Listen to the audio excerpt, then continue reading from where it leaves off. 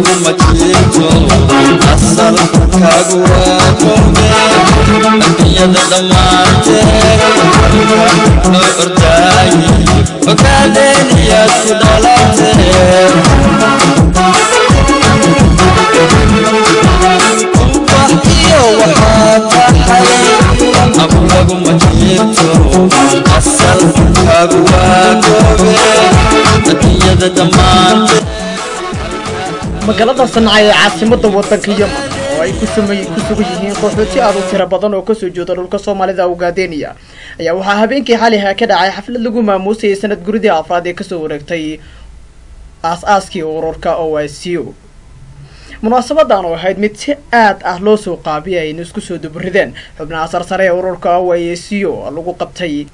magaalada Sanaa ayaa waxa ka soo qayb galay dadweyne aad u tiro badan kuwaasi oo si aad ah ula dhacay nidaamka loo dhigay munaasabadan sanad gurida afraad ee ka soo wareegtay aasaaskii ururka OICU ku beegan 26 Juun sanadii 2010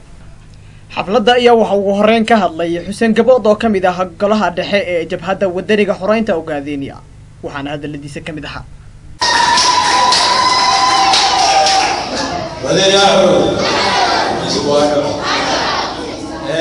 عدوكم هو مقدحي حفلة المركوان يميلنا كذا وضع ميل ساعة ساوري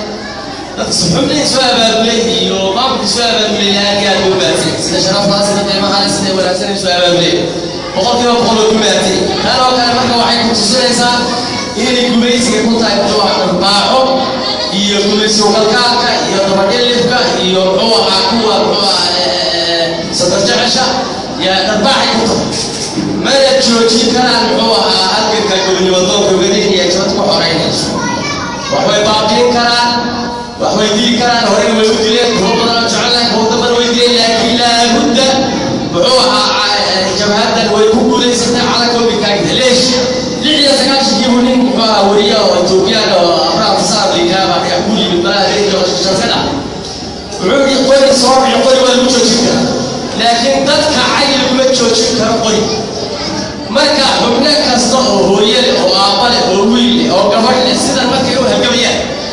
ma joojin karo gumaysi wuxuu qumaari karaa laakiin ma baabin karo sidoo kale ayaa waxa munaasabada ka hadlay Axmed Cabdi oo ah qoraa u dhashay Ugaadeniya waxna ku qora website-yada caalamiga ee adduunka waxaanu yiri bismillaahir rahmaanir rahiim marka hore waxaan aad u salaamayaa dhammaan dadka meesha goobta isugu yimid oo ah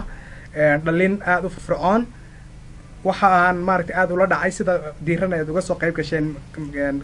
xuskan sanad guuraha afraad ee OICU wallahi waa habeen aad iyo aad taariikhda aad u galay saxaafadina ay nala joogto waana arrin aad iyo aad muhiim u ah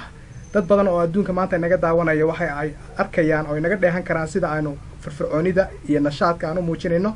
in aan nahay dad maaragtay jira dad raba inay xaqooda ay goostaan ay ka tashigooda ay gaadhaan haddii aynu sidan ku wadna waan guulaysanaynaa waa guul noo soo hoyatay dhammaanteen waxaan u baahannahay inaanu sii labalaabno dadaalkeenna aynu ugu jirno sidii aanu waddankeenna u gaadhsiin lahayn xorriyad taam ah waxaynu nahay jabhad waddadeedii haysa ururka OICU-na waa awood ku soo biirtay dunida waad ogtihiin maanta xafiisyo badan bay dunida ku leedahay in ka badan 40 dal ayay ku leedahay xafiisyo waa awood dhalinyaro oo qalinley ah waa niman isku tashaday waa niman aqoontooda iyo cilmigooda intay isugu geeyeen meel raba in ay maanta qalin iyo hiil iyo hooba ay la garab istaagaan dhammaan dadka ardada ee doonaya inay wax bartaan aqoonta iyo waxyaalo badan inay ku soo biiriyaan marka waxaa wanaagsan in aan mar walba aan hiil iyo hooba la garab taagnaano ururka OICU mas'uuliyiintooda madaxdooda iyo secretary dhammaan xogeyaashooda dunida daafooga kala jooga waad ogtihiin ururkan inuu yahay urur maanta 4 sano jirsaday oo ah urur dhalinyaro ay aas-aasteen dhalinyaradu ay maskaxdooda iyo maalkooda ay isugu geeyeen waxaad leedihiin marka meel kasta oo joogtaanba inaad farxad ku ciidaan waad mahadsantihiin sidaas lamid ah kooxda fanka ee horseed qaran ayaa ka soo qayb gashay munaasabadani kooxda horseed qaran ayaa waxay halkaas ka dhigeen wacdar aad loola yaabay kaasi oo cajibiyay dadweynihii sharafta lahaa ee ka soo qayb galay munaasabadani heesaha ay soo biltay kooxda horseed qaran qaar kamid ah waa kuwan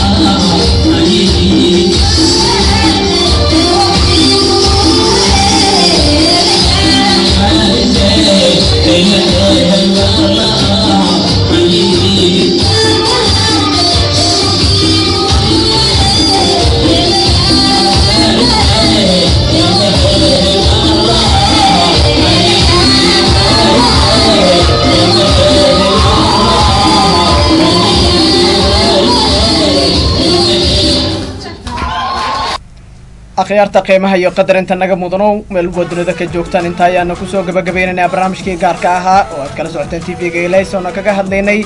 xuska sanad gurada afraad ee ruweynaha OSU oo ku dhacday magaalada Sanaa ee caasimadda waddanka Yemen. barnaamijka waxaa si wada jir kugu soo saaray anigoo Maxamed Koronto iyo Qora Axmed Cabdi tani kulan dambe hadii weeba ogolaad intaan mar kale barnaamijkan lamid ku kulmi doono inta ka horeysa aan inta ku dhaafayna sida ay nabadgelyo أبلغ مجيتو أصل أبواكوه نتيجة دمانته أرجع لو أرداي وقاليني أكدرته أقوين المدد فإلو من سمكة أقوين المدد فإلو من سمكة أفقادنا فأيديك